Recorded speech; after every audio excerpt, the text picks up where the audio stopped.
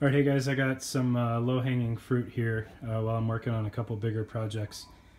So this is the Mayflower 24-hour assault pack. It came in with something else that I bought, so I hadn't really intended on doing this, but I got one by accident, so I figured I'd cover it real quick. This is, I've got some filler items in there just to show you kind of the bulk of this thing on a medium plate carrier, and then so you can see kind of the body of that. It's no wider than the plate profile. It is a little bit taller than the plate. Hopefully that shows up well for you.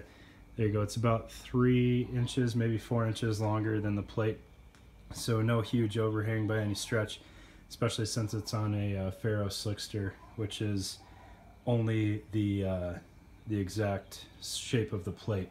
It's not like a 6094 or something that's a little bit bigger. This thing might pair up pretty well with that if overhang is a concern for you. But what's cool about this thing is it does have compression straps on it. Obviously I got mine twisted there, but you can use it as a hydration carrier, cinch the compression strap down, and it stays pretty tight to the back.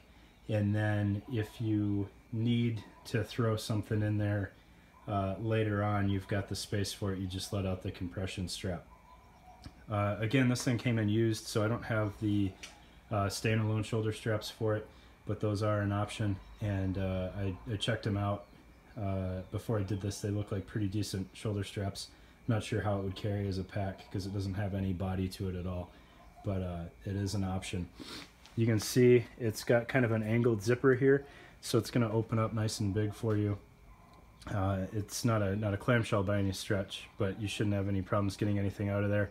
And then it does have a little bit of a MOLLE interface down on the bottom, so if you wanted some exterior water bottles or something, you could pick up an Nalgene pouch or something like that. Looking at the back face of this thing.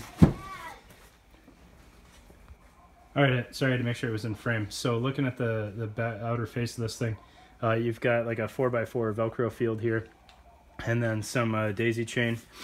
Now the daisy chain, you could put some shot cord in there and use it as kind of a little beaver tail type substitute. You could even have a small beaver tail made with G-hooks or something, and that would go on there really well. You could also use one of those, like a Kifaru organizer pouch or something like that, and just have it sideways, and it would mount on there just fine, because they have kind of that open spaced MOLLE interface that those things use. Looking at this thing a little bit more, it does have a grommet on the bottom so it will drain. It has a front pocket here with a small organizer pocket inside of it that's sized for a cell phone. You could put a small notebook in there or something. Running a pen in there, probably not. It's going to stick out the top. You could do like a Fisher Space Pen bullet or something like that, and that would work. But you can see if you've got this thing full, you can't really get into this pocket very well. So just keep that in mind. You're not going to get anything out of there in a hurry. And then opening this thing up,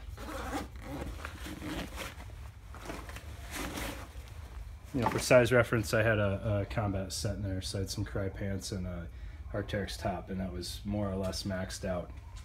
Now I don't know how well it's going to show up in here, but there is a shot cord pocket in there, which you could put your bladder in, and it would help keep it tight to the back. It doesn't go very high. Granted, the bottom couple inches of this are folded over, so it looks like it's sitting way lower than it actually is. But it doesn't extend very high up. I'm not 100% sure on that, but it will keep your bladder tight to the back.